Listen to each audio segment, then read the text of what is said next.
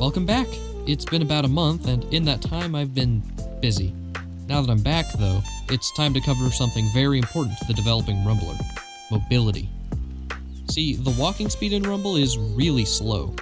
I have drift on my left stick, too, so I really feel it. Of course, you also have the dash to help, but that's not a lot of speed in the match.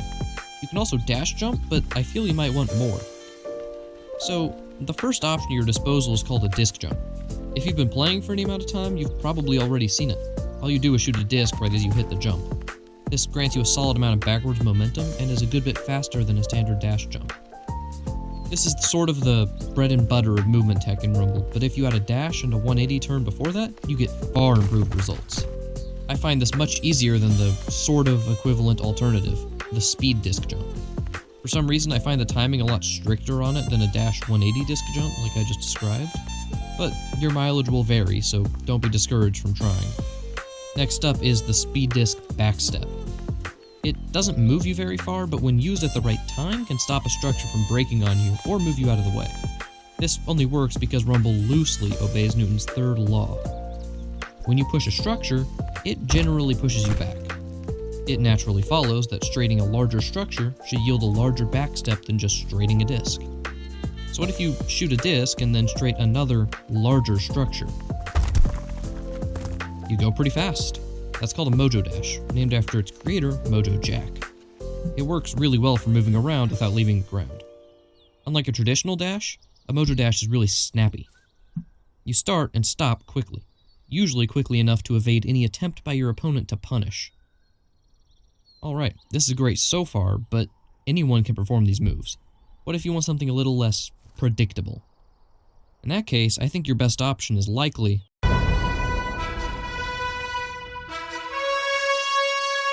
Volatile movement tech. It is, in many ways, underpowered. Slow, unpredictable. Learning to move with Explode will be an uphill battle, but I believe it's one worth fighting. Counterintuitively, you also don't really need Volatile for it. It helps a lot, don't get me wrong, as does Flow and Adamant and all sorts of other techniques, but neither are needed. And that's what really makes it an amazing branch of movement tech. It's infinitely varied with optional uses for a number of stones. Adamant is also useful if you're willing to trade a little health for a crazy boost in speed. Before I list setups, you'll need to understand a core mechanic of movement that I've yet to mention so far: B-hopping. There's a number of other names for it in the community, but this term most accurately encapsulates what that actually is. While moving in the air, you can preserve a large portion of your momentum by jumping again right as you touch the ground. This is especially important for volatile movement tech, since a lot of the setups will push you downward, so they're only useful when combined with a B-hop or two. Alright, on to the setups. Okay, first up, we have the simplest tech here, simply landing on an explosive puppet. This will push you into the ground pretty fast. When followed up with a B-hop, it's pretty quick. The main issue is that it's slow to set up, but when you get the opportunity, it can be exceptionally useful in a fight. Definitely niche, but not too niche as to be useless. Secondly, you can do a variation of this called the human cannon, thanks to the Lonely Peon on Discord, in which the puppet collides with the secondary structure and both explode you into the air. I've even seen some mounts used with this. Next up, a move that I like to call not a wave dash, or when done with a flow jump, the human spear, after Bivens' move, the spear, which uses similar principles on a structure. Just kick a pillar twice and dash jump into it at the right time. To do it with a flow jump and get some more airtime, simply set up the cube as the blast core of a cube explode cube struppercut. Since I don't want to cover every possible move in the game, I'll end this section here, on what I call the pulse dash, since it very quickly sends you flying in the shape of a wave pulse. Also, perhaps more importantly because it sounds cool, all you do is summon a structure, anything starting grounded works, and jump.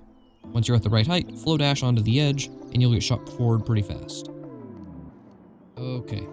It's finally time to talk about the endgame of movement.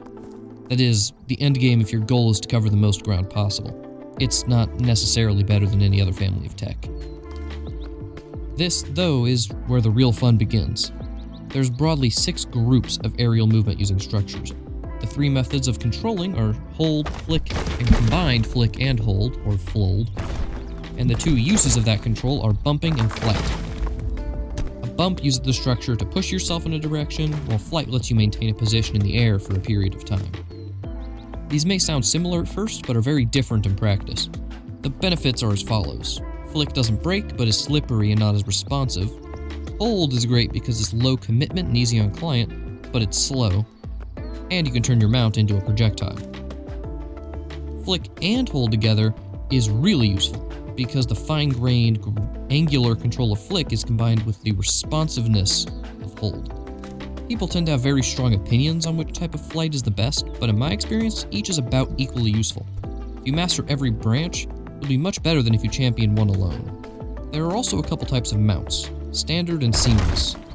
Seamless mounts let you quickly and easily turn any structure in the environment into a mount, but can be difficult to execute under pressure since they require strict timing and precision.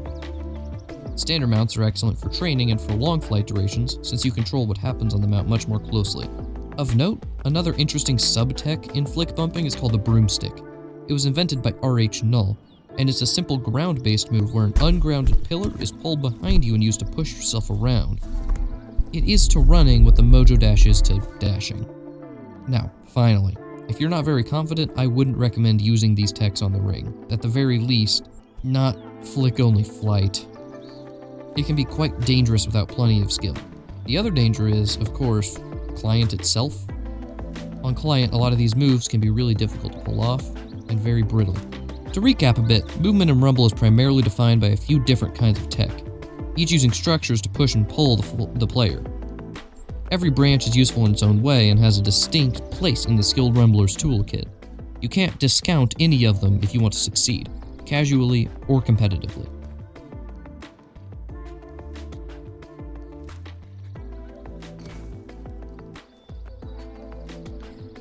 Hey, so that's the video. I hope you enjoyed. As always, this is just a very high-level introduction to movement tech, not a complete guide. So if you really want to learn more, there's dozens of people in the Discords who would love to help, I'm sure. Yeah, also, I have a new editor, Footy. He's helped a lot. He did the majority of the editing for this video, so, you know, huge thanks to him, of course. I couldn't have done it without him. And yeah, I'm sorry for taking so long to upload this, but, you know, right after the railgun video, I had a lot going on with exams and finals, and then after that, frankly, I just needed a bit of a break, but now I'm back, and I'm having a lot of fun making videos again. So I hope, especially with the increased production quality and the new things I'm trying, that I can start pumping out better quality content, and more often, frankly. So, that's all. I really hope you've enjoyed. If not, I'm sorry, I guess. Bye.